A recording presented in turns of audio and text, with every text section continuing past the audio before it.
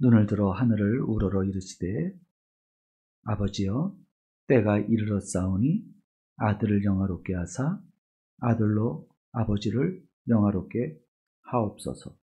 아버지께서 아들에게 주신 모든 사랑을 내고 인자를 주려고 왕위를 받으시는 권세를 아들에게 주셨습니다. 영생은 곧 유일하신 참 하나님과 그가 보내신 자 예수 그리스도를 아는 것이니이다. 아버지께서 내게 하라고 하신 일을 내가 이루어 아버지를 이 세상에서 영화롭게 하였사오니 아버지여 창세전에 내가 아버지와 함께 가졌던 영화로서 지금도 아버지와 함께 나를 영화롭게 하옵소서. 세상에서 내게 주신 찬스를 내가 아버지에게 나타내리라. 아버지께서 그를 내 주위에 주셨으며 그를 아버지의 말씀을 주셨나이다. 지금 그들은 아버지께서 내게 주신 것이 다 아버지로부터 온 것인 줄 알았나이다. 나는 아버지께서 내게 주신 말씀들을 그들에게 주어 싸우며 그들은 이것을 받고 내가 아버지께로부터 나온 줄을 참으로 아오며 아버지께서 나를 보내신 줄도 믿어 싸움나이다. 아멘. 네.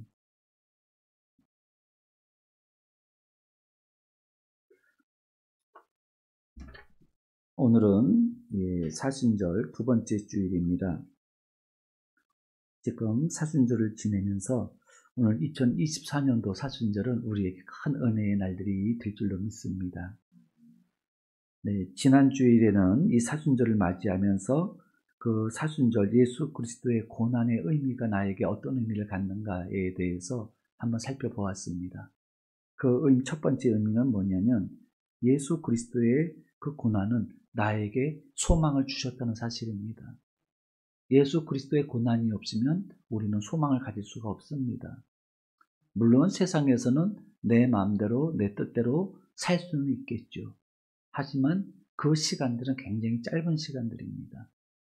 그거에 대한 책임은 반드시 묻게 되어져 있습니다. 사도 바울을 통해서 하나님께서 우리에게 주신 말씀이 뭐냐면 세상에서 모든 것을 너희들이 다 할 수 있다는 겁니다. 그렇죠. 우리가 못할 게 뭐가 있겠습니까? 환경이 허락하는 범위 안에서 최대한으로 내가 원하는 삶을 살 수 있겠죠. 하지만 그 다음에 무슨 말씀을 주시냐면 그러나 모든 것이 너희에게 유익한 것이 아니다 라고 말씀하셨습니다. 우리가 모든 것을 할 수 있지만 할 자유도 있지만 그 모든 것들이 우리에게 유익한 것이 아니라는 것입니다. 전도서에서도 똑같은 말씀을 주고 계십니다. 청년의 때에 네가 하고 싶은 건 다 하라는 거예요. 하지만 그거에 대한 책임은 네가 면할 수 없다는 겁니다. 선악간에 그거에 대한 책임은 져야 된다는 겁니다. 여러분 그렇다면 우리는 여기서 심각하게 내 자신에게 질문을 해야 됩니다. 나는 어떻게 살아야 되나? 지금 내가 알지 못하는 또 다른 그 무엇이 있구나를 우리는 한번 생각해 봐야 됩니다. 내가 지금 평생을 두고 살아왔지만 내가 경험하지 못하는 그 무엇이 있구나라는 걸 한번 생각해 봐야 된다는 겁니다. 만약에 그것을 깨닫지 못하고 죽으면 돌이킬 수가 없는 겁니다. 그걸 깨달아야 되는 것이죠. 그런데 지금 예수 그리스도의 고난이 나에게 소망이 되었다는 이야기는 무슨 말씀이냐면 이제는 내가 새로운 마음의 눈이 열리면서 세상을 살아가는데 어떤 삶을 살아야 될지에 대한 그 길이 보인다는 겁니다. 할렐루야. 그러면서 이제 소망을 갖게 되는 이유는 무엇입니까? 생명의 길을 보기 때문에 세상에 사는 동안에 하나하나의 내 중심적인 어떤 그 판단을 하는 것이 아니라 하나님의 관점에서 하나님의 말씀대로 내가 어떻게 살아야 되는지에 대한 길이 보이면서 이제는 그 길을 걷게 된다는 겁니다. 그래서 세상에서는 내가 비록 힘들고 어려울지라도 그 길이 바로 하나님께서 기뻐하시는 하나님의 뜻을 이루어가는 삶이라고 한다면 그렇다면 그 길은 결코 잘못된 길이 아닙니다. 반대로 지금 우리가 세상 살면서 아무리 즐겁고 좋다 할지라도 하나님 보시기에 합당치 않은 길이라고 한다면 그 길은 결코 좋은 길이 될 수가 없습니다. 그것을 깨닫는 것이 바로 우리가 알지 못하는 크고 비밀한 하늘에 속한 일인 것입니다. 그것을 예수 그리스도의 고난을 통해서 우리가 깨닫게 되었다는 거죠. 할렐루야. 그래서 예수 그리스도의 그 고난이 나에게는 이제는 소망이 된다는 것입니다. 내가 진짜로 살아야 될 삶을 이제는 살게 되는 거예요. 두 번째, 오늘 말씀이죠. 예수 그리스도의 고난이 우리에게 어떤 의미를 가지고 있는가? 그것은 하나님께서 나를 이 땅에 보내신 목적을 이루는 삶을 살게 하신다는 겁니다. 물론 그 목적이라는 것이 뭐냐? 하나님께서 나를 이 땅에 보내신 목적이 뭐냐? 하나님을 영화롭게 해드리는 삶을 살라는 것입니다. 그것이 나뿐만 아니라 모든 사람에게 공통적으로 주어지는 삶의 목적입니다. 여러분들, 우리가 예수님을 믿었잖아요. 창세기에 보시면 어떻게 말씀하시죠? 하나님께서 사람을 왜 창조하셨죠? 창조의 목적이 있다는 겁니다. 하나님의 영광을 나타내는 삶을 살라고 사람을 창조하신 거예요. 우리는 그렇게 그 뜻 안에서 살아야 되는데 바로 그 순간 하나님의 창조의 그 목적을 얼마 지나지 못해서 아담이 죄를 범해서 잃어버렸습니다. 지금까지도 그 죄 때문에 모든 사람들이 왜 살아야 되는지, 어떻게 살아야 되는지를 알지 못하고 하나님을 영화롭게 해드리는 삶을 살기 위해서 내가 창조됐다는 것을 깨닫지 못한 채 살아가고 있다는 거죠. 다시 말씀드리면 내가 세상에 왜 태어났습니까? 그냥 우연히 태어났습니까? 아닙니다. 하나님은 절대로 나는 우연히 태어난 존재가 아니라고 말씀하십니다. 하나님의 뜻이 있어서 나를 이 세상에 보내시게 하시는 거예요. 그럼 나는 그 뜻을 알아야 되겠죠. 내가 왜 세상에 왜 태어났나? 내가 어떻게 살아야 되나? 왜 살아야 되나를 알아야 되겠죠. 근데 그 삶의 목적, 삶의 이유를 예수님을 만나기 전까지는 절대 깨달을 수가 없습니다. 사람들이 살아가는 방식대로 살아갈 수밖에 없어요. 그런데 예수님을 만나는 순간 내가 어떻게 살아야 되는가 하는 걸 깨닫게 됩니다. 그래서 그게 바로 진정한 새로운 삶이에요. 지금까지는 내가 사람들이 살아가는 방식대로 살아갔는데 예수님을 만나고 보니까 그게 아니었던 거예요. 그 길은 멸망의 길이었던 거예요. 사망의 길이었던 겁니다. 그러니까 어떻게 합니까? 예수님을 만나고 나니 이제 난 이렇게 살아야 되겠구나라는 생각을 하게 되는 거죠. 사도 바울처럼 우리가 늘 잘 알고 있잖아요. 사도 바울이 왜 그렇게 살았어요? 처음에는 잘 살았어요. 모든 사람들에게 부러워할 만한 모든 조건과 환경을 다 가지고 있었어요. 근데 다 버렸잖아요. 그리고 새로운 삶이 시작이 됐어요. 왜 그렇습니까? 예수 그리스도를 만남으로 말미암아 살아야 될 이유를 깨달았기 때문에 그렇습니다. 내가 어떻게 살아야 될 존재인지를 알았기 때문에 사도 바울은 이전의 삶을 다 정리해버린 겁니다. 미련 없이 정리해버린 거예요. 뒤돌아보지 않았습니다. 앞을 바라보았습니다. 그렇습니다. 우리는 죽을 때까지 하나님의 하나님을 영화롭게 해드리는 삶을 살아야 된다는 거죠. 예수님을 만나지 못하면 절대로 이 새로운 존귀한 삶을 깨닫지를 못합니다. 저는 이 고난주간을 맞이하면서 예수 그리스도의 그 십자가의 고난, 희생이 헛되지 않기를 바랍니다. 그것이 넓게 생각할 필요도 없습니다. 내 자신이 살아갈 때에 예수 그리스도의 그 존귀한 그 고난이 나에게 있어서 헛된 것이 되면 안 되겠습니다. 참 허무한 인생이 될 것입니다. 그렇게 된다면. 하나님의 은혜를 누리지 못하게 될 것입니다. 저는 오늘 아침에 이 말씀을 묵상하고 준비하면서 그런 생각을 해봤습니다. 지옥 같은 삶이 무엇일까? 하나님의 은혜가 주어졌음에도 하나님의 은혜를 깨닫지 못하고 살아가는 게 지옥 같은 삶이다 라는 생각을 해보았습니다. 사실 우리 가운데는 놀라우신 하나님의 은혜가 함께하고 계십니다. 여러분들이 마음이 힘들고 어려울 때 주님의 이름을 부를 수 있잖아요. 힘들고 어렵고 의지할 데 없을 때 예수님을 의지할 수 있잖아요.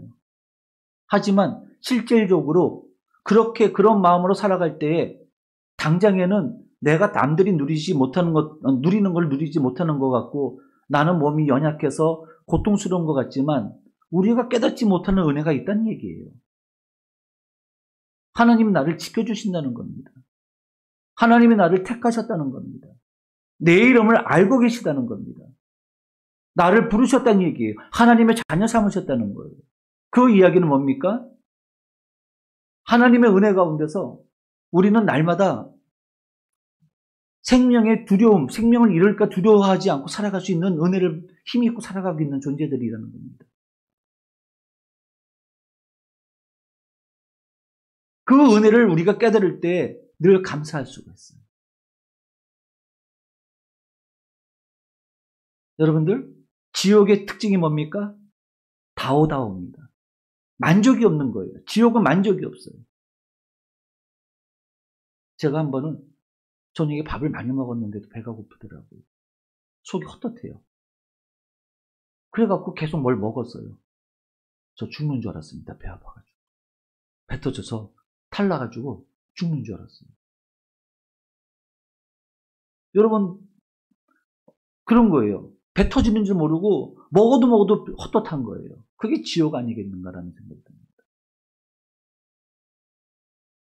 이것이 단순히 먹는 거의 문제로 끝나는 것이 아니라 우리 삶에서도 동일합니다. 우리의 욕망은 끝도 없이 부족해요. 늘 결핍돼요. 우리 욕망을 채우고자 한다면 죽을 때까지 채울 수가 없습니다, 여러분. 만약 우리가 여러분들이 욕망을 완전히 채워서 만족하고 싶다면 만약 그런 것을 소망한다면 포기하십시오. 안 됩니다, 그거는. 죽을 때까지 안 돼요.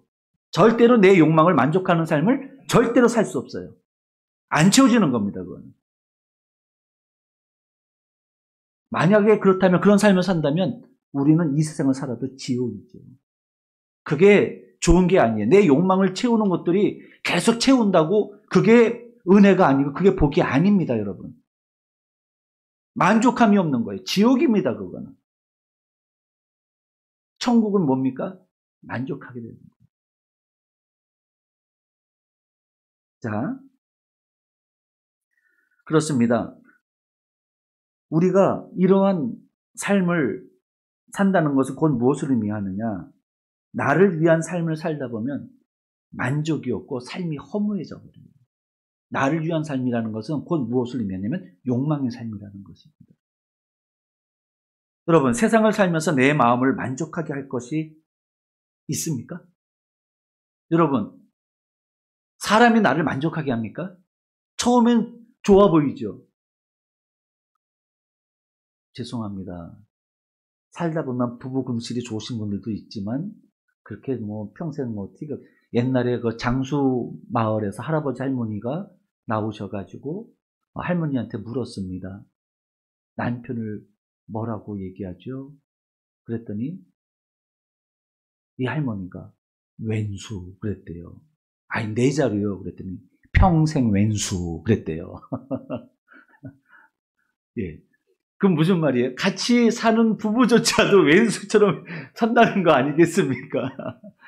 그런데 여러분, 아니 한 단적인 예로 말씀을 드리는 겁니다. 그러니까 누가 그렇다는 얘기가 아니에요. 그런데 그게 무슨 얘기냐면 사람도 내 마음에 썩 드는 사람은 없단 말이에요.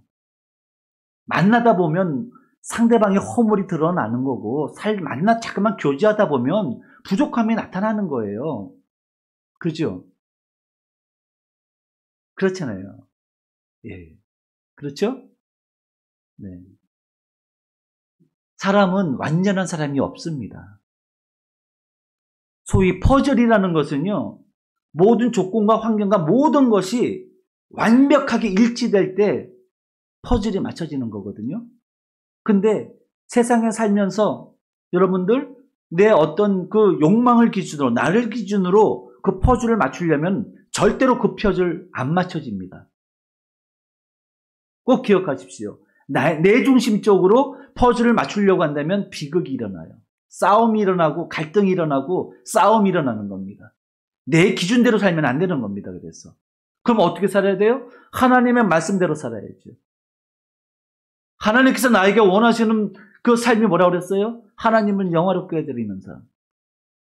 거기에 기준을 맞추면 퍼즐이 맞춰집니다, 여러분. 거기서 비로소 우리는 삶의 지혜를 깨닫게 되는 겁니다. 아, 이렇게 사는 거구나. 하나님의 말씀대로 사는 것이 지혜구나. 그걸 깨닫게 되는 것입니다. 그렇습니다. 내 마음을 만족하게 할 만한 것들이 많지도 않을 뿐더러 내 생각대로 움직이는 세상이 절대로 아닙니다.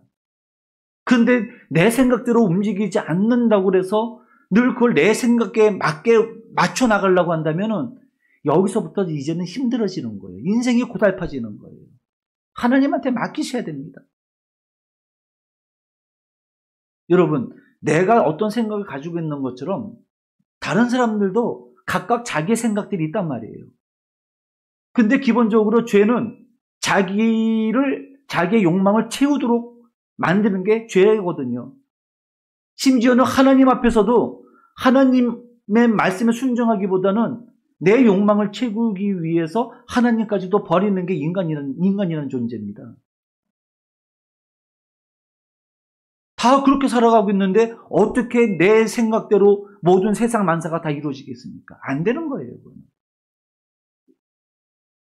근데 하나님의 마음으로 살아가는 사람들은 그 모든 각기 다른 생각을 가지고 있는 많은 사람들 가운데서 하나님의 말씀대로 살다 보면 하나님의 말씀 가운데서 하나가 되는 것을 경험하게, 하나가 되게 합니다. 할렐루야. 하나가 되게 해요. 그래서 그 사람이 가는 곳마다 싸움과 분쟁과 갈등이 끝쳐지는 거예요. 그래서 전쟁이 일어난 지역에 유엔에서 대사를 파견하죠. 전쟁을 중지하는 겁니다. 싸우지 말라고 말리는 거죠. 그 사람을 누구라고 그러죠? 평화 대사라고 그럽니다. 그렇습니다. 만일 내가 내 욕망을 채우기 위한 삶을 살다 보면 하나님의 은혜를 잃어버리게 되고, 그렇게 되면 나에게 주어진 삶 속에서 주어지는 그 은혜와 기쁨과 소망을 10분의 1도 누리지 못하고 살게 됩니다. 비극인 거죠. 그러나 하나님의 뜻을 알고 나에게 주어진 하나님의 소망을 알게 되면 원망과 탄식에서 벗어나서 도전과 감사와 보람을 누리는 삶을 살게 됩니다. 할렐루야. 네. 그렇다면 하나님을 영화롭게 해드리는 삶은 어떤 의미를 갖게 하느냐? 오늘 예수 그리스도의 그 요한복음 17장 1절부터의 말씀이 바로 우리에게 그 답을 주고 계시는 겁니다. 요한복음 17장은 하나님의 아들로서의 예수님과 예수 그리스도의 하나님으로서의 아버지로서의 아버지와의 그 신들의 대화라고 저는 명명을 합니다. 이 기도를, 예수님의 기도를 신들의 대화예요. 이거는 피조물인 인간이 들을 수 없는 얘기를 지금 하나님께서 우리를 위해서 이거를 계시로 우리에게 기록으로 남겨주신 겁니다. 할렐루야. 이 기도를 들으면 하나님의 뜻이 무엇이고 예수 그리스도께서 왜 고난을 당하셔야 됐는지를 깨닫게 되는 겁니다. 자, 2절을 한번 읽어볼까요? 2절.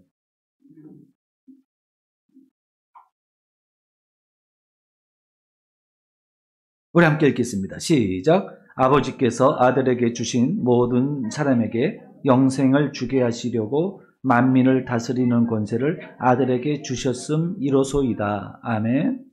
자, 17장 1절은 예수님께서 처음부터 이 볼품없는 그러한 존재가 아니셨음을 우리에게 말씀하고 계십니다. 예수 그리스도는 영광 가운데 계신 본체가 하나님이십니다. 믿습니까?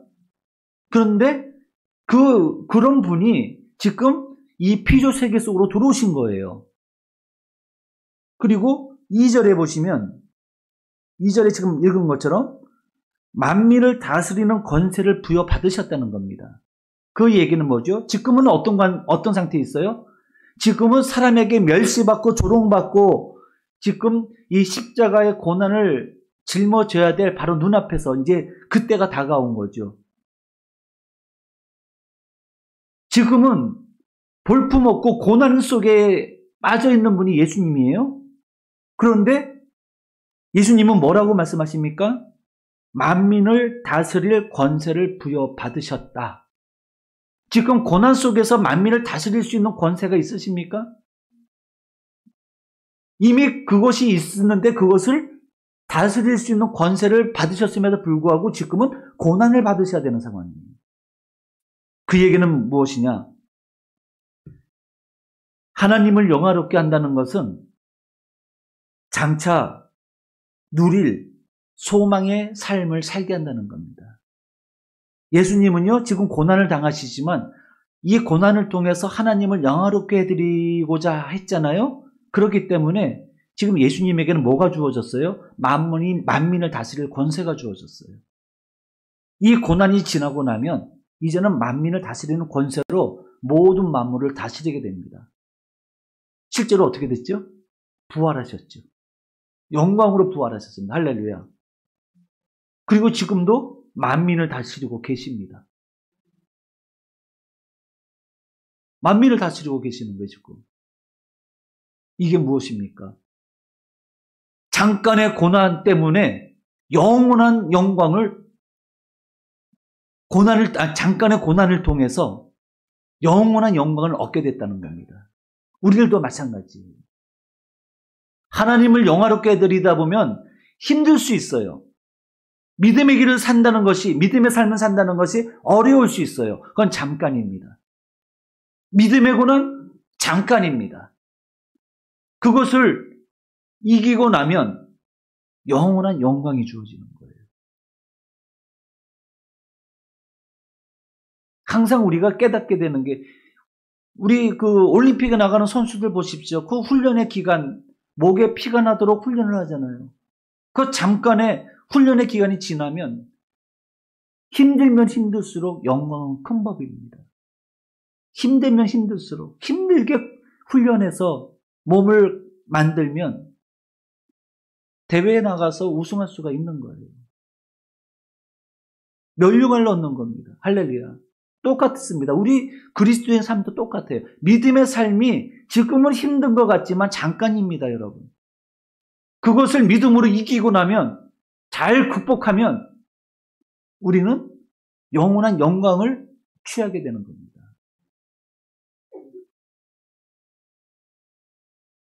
즉 다시 말씀드리면 이 소망이 있기 때문에 또한 우리는 현재의 고난과 어려움을 이겨낼 수가 있는 거예요.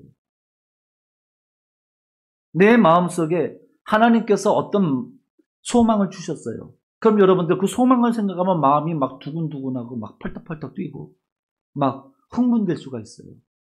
그것이 이루어지는 것을 생각을 하면 너무 좋아요.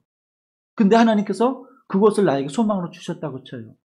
그리고 그 하나님께서 그 소망을 이루어 주시겠다고 한다면 지금 내가 그 소망을 바라보면서 살지 다른 것 바라보지 않게 되겠죠. 그리고 그 소망을 생각하면 지금 어려운 일이 조금 있어도 참아낼 수 있겠죠. 소망입니다. 즉 예수 그리스도의 이 고난의 길을 걸으신 것을 보게 되면 우리 또한 예수님을 따라서 고난의 길을 걷는다는 것이 결코 나쁜 일이 아니라는 것을 깨닫게 됩니다. 우리는 끝까지 그 길을 걷게 되는 거예요. 그래서 우리는 뒤를 돌아보지 않고 푯대를 향해서 나가게 되는 거죠. 어떤 청년이 그렇게 묻습니다. 목사님, 질문이 하나가 있습니다. 그래, 무슨 질문을 하고 싶는지. 이만하면 되지 않았나라는 생각을 하면서 신앙생활을 하면 안 돼요? 이런 얘기를 해요. 왜냐하면 나름대로는 최선을 다해서 하나님을 섬기고 나름대로 다른 사람과 비교해서 이만하면 나는 잘 사는 거 아닌가? 이만하면 됐지 뭐 더 이상 뭘 어떻게 해? 이 생각하면 왜 안 되냐는 거예요. 그래서 사도 바울의 고백을 들어줬죠. 내가 이미 이루었다 함도 아니고. 그 얘기는 무슨 얘기죠? 사도 바울처럼 그 극심한 고난을 통해서 하나님의 뜻을 이루었잖아요. 교회들을 세웠잖아요. 그랬으면은 다른 사람들은 그 일을 하지를 못했어요. 엄청난 업적을 세운 게 사도 바울이거든요. 그런데 사도 바울이 뭐라고 그랬어요? 나는 거기에 만족하지 않겠다는 거예요. 그리고 내가 그 과거의 업적에 내가 매이지 않겠다는 거예요. 그거는 이미 지나간 일이고 나는 앞을 바라보면서 표대를 향하여 달려가겠다고 그렇게 고백을 했습니다. 그래서 만일 이 상태 내가 이 정도면 됐어라는 마음을 갖게 되는 그 순간 너는 나태해지게 된다. 그거는 거기서 멈추는 것이 아니라 그 순간 사단이 틈타서 너로 하여금 이 믿음의 길을 끝까지 걷지 못하게 한다. 그렇게 얘기를 했습니다. 왜?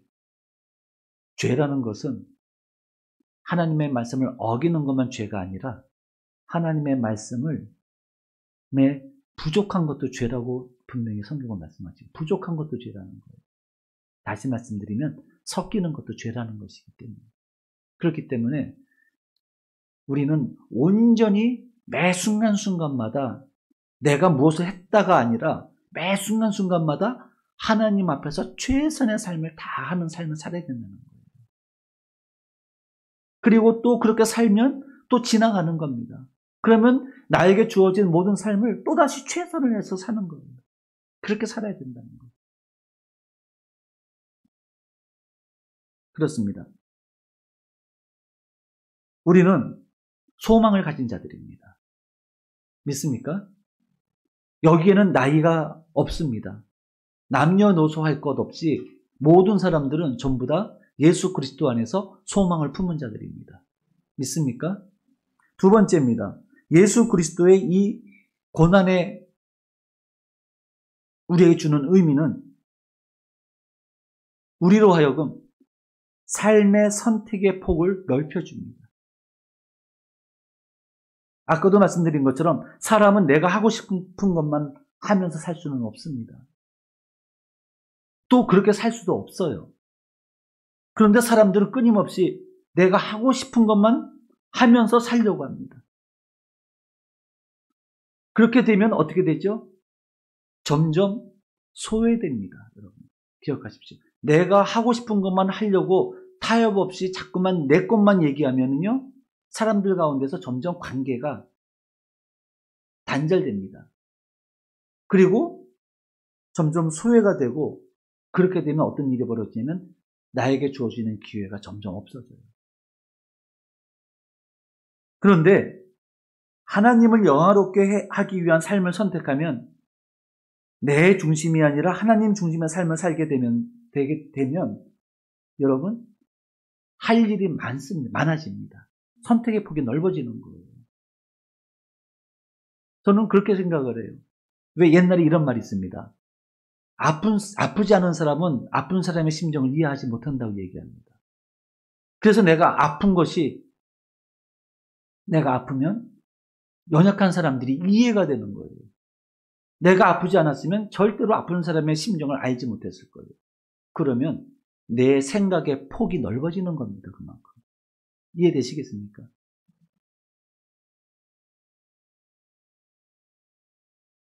처음부터 부자로 태어난 사람은 가난한 사람이 왜 가난한지를 몰라요. 이해를 못해요. 근데 가난해 본 사람은 가난한 사람의 마음을 이해를 하죠. 그렇게 되면 어떻게 되죠? 이해를 하기 때문에 이 가난이라고 하는 그 영역까지도 이제는 볼 수 있는 눈이 열려지는 겁니다. 선택의 폭이 넓어지는 거예요. 삶의 지경이 넓어지는 겁니다. 그래서 그전에는 눈에 안 들어왔던 그러한 상황, 삶들이 눈에 들어오기 시작을 하면서 이제는 내 삶이 그들에게로 나아갈 수 있는 길이 더 많아지게 되면서 그 속에 들어가서 살다 보면 예수 그리스도 안에서 열매를 맺게 되거든요. 거기서 또 보람을 얻게 되고 굉장히 인생 자체가 기쁘게 됩니다. 그러면서 참 사람이 물론 그들을 섬길 때는 힘들고 어렵지만 하고 나서 회복되고 치유되고 하는 모습을 보면서 보람을 느껴요. 그렇지 않습니까? 목회하면서 가장 좋은 게 뭐냐? 100번 중에 한 번 열매가 맺혀질 때가 있어요. 어떤 분이 변화되는 모습을 볼 수가 있어요.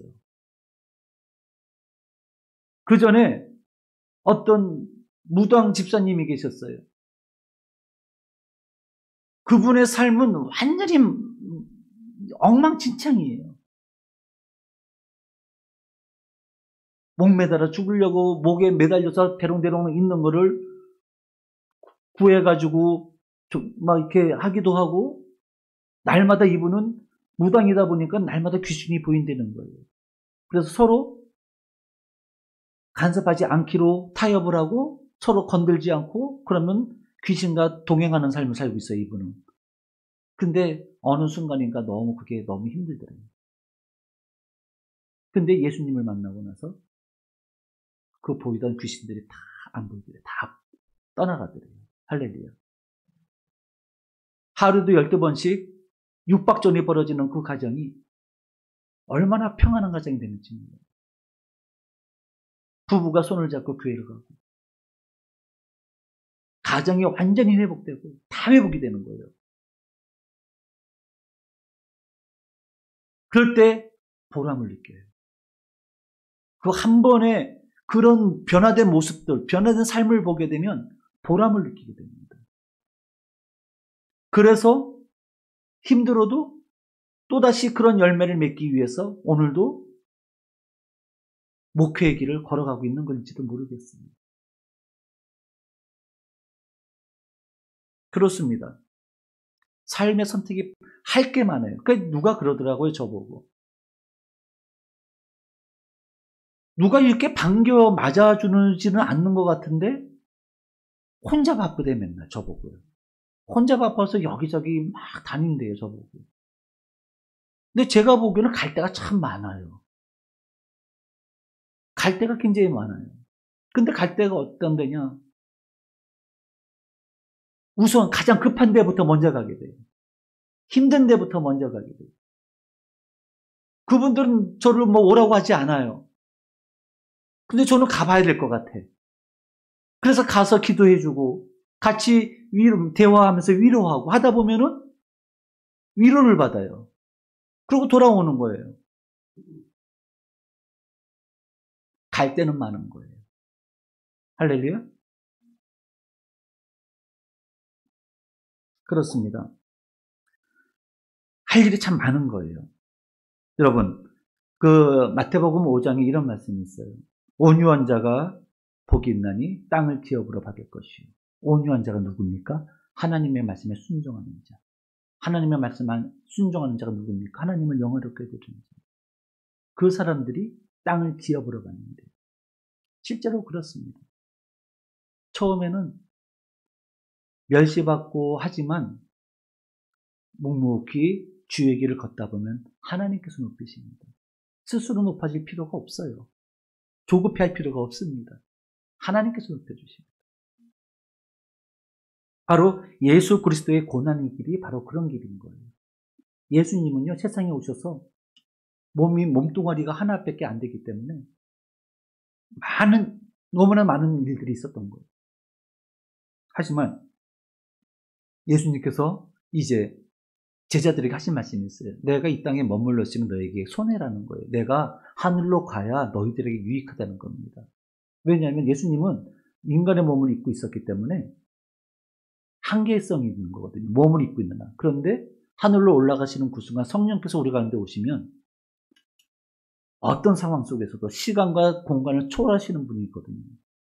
나와 함께 해주셔서 모든 일들을 행하십니다. 지금도 아마 여러분들의 삶의 문제 속에서 많은 어떤 문제가 있을 수 있어요. 저 가정에서 또는 사업장에서 여러 군데서 문제가 있을 수 있지만 지금 이 순간 하나님을 감사함으로 예배하는 이 순간 어쩌면 지금도 성령 하나님께서 여러분들의 문제의 자리에 가셔서 여러분들의 모든 문제를 지금도 개선, 고쳐주시기 위해서 일하고 계실 수도 있다는 얘기예요.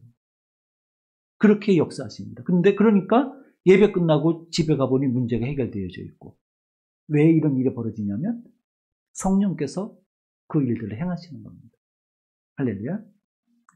네, 그렇습니다. 삶의 선택의 폭이 넓어지는 거예요. 마지막 세 번째입니다.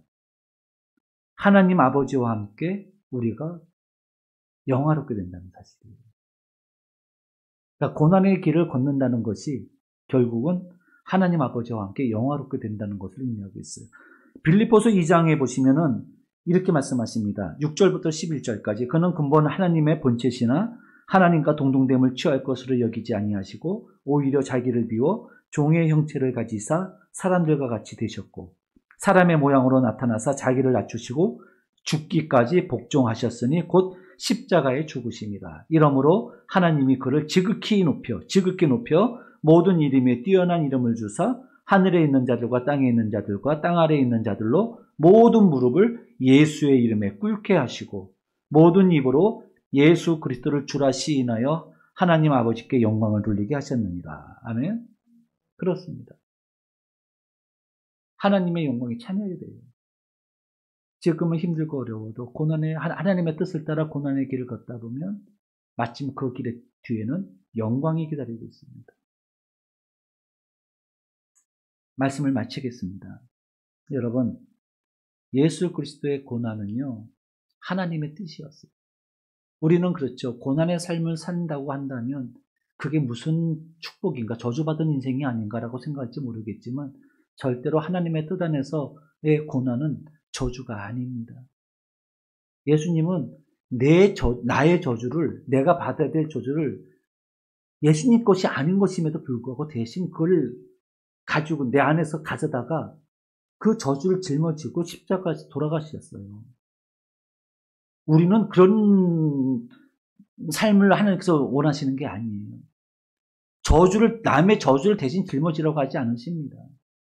다만 예수님처럼 하나님을 영화롭게 해드리기 위해서 좀 살면서 좀 불편한 거, 그것 때문에 원망하고 불평하지 말라는 겁니다. 믿음 생활하면서 좀 힘들다고, 좀 손해본다고, 그거 원망 불평하지 말라는 얘기예요. 나에게 주신 그 믿음을 내가 지키면 하나님의 영광을 위해서 잠시 어려움을 겪는 것을 기쁨으로, 상급으로 여기라는 겁니다. 왜 저 사람들은 편하게 사는데 나는 왜 이렇게 예수님 믿어서 힘들게 살아야 돼? 그런 생각하지 말라는 얘기예요. 지금은 그렇게 보이지만 시간이 지나면 상황이 틀리다니까요. 그게 아니라는 것입니다. 그렇습니다. 예수 그리스도의 고난은 하나님의 뜻이에요. 모든 사람을 살리려는 하나님의 고귀한 뜻이었습니다. 그러하기에 영광을 버리고 고난의 길을 택하신 겁니다. 그래서 예수님께서 하신 말씀이 뭡니까? 오늘 말씀 4절에 보시면 아버지께서 내게 하라고 주신 일을 내가 이루어서 아버지를 이 세상에서 영화롭게 하였습니다. 아버지께서 나에게 하라고 하신 일이 뭡니까? 십자가의 고난이잖아요. 예수 그리스도의 고난을 생각하면서 나의 믿음의 삶을 어떻게 살아야 되는지를 다시 한번 생각해 보는 시간이 됐으면 좋겠습니다. 말씀을 마치겠습니다. 오늘 이 시간 예수 그리스도의 고난이 우리에게 주는 의미는 바로 이와 같이 세 가지 소망의 삶이요. 또한 내 삶에 그 보람 있는 뜻 있는 삶을 살게 하는 그러한 길이요. 또 마지막에는 하나님의 영광에 참여하는 그 영광에 이르는 길임을 우리가 기억하고 예수 그리스도께서 그 길을 걸으심으로 우리도 우리에게 말씀하십니다. 너희도 하나님의 영광을 위하여 고난의 길이라고 마다하지 말고 때로 고난의 상황이 주어진다 할지라도 거기서 멈추지 말고 계속 그 믿음의 길을 걸어가라. 이 메시지를 우리에게 주고 계십니다. 기도하겠습니다.